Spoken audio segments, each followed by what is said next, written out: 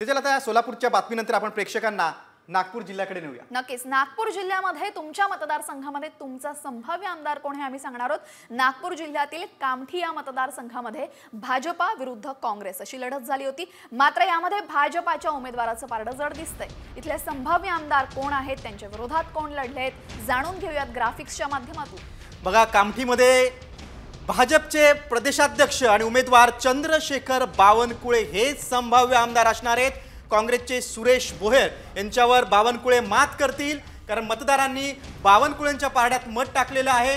चंद्रशेखर बावनकुळे भाजपचे प्रदेशाध्यक्ष आहेत आणि त्याचमुळे या संभाव्य आमदार चंद्रशेखर बावनकुळे ठरतायत याची कारण सुद्धा आपण जाणून घेणार आहोत आमचे प्रतिनिधी पराग ढोबळे यांच्याकडनं।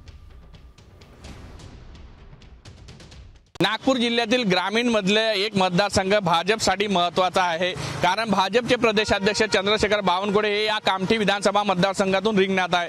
खरं तर 3 वेळा यापूर्वी निवडून आले होते। मागील वेळेस त्यांची उमेदवारी कापल्यामुळे त्या ठिकाणी टेकचंद सावरकर हे निवडून आले, मात्र हे निवडून येण्यामागे भाजपची ताकद आणि चंद्रशेखर बावनकुळे यांचीच ताकद होती। त्याचमुळे यावेळेस पुन्हा एकदा भाजपने चंद्रशेखर बावनकुळे यांना रिंगणात उतरवलं।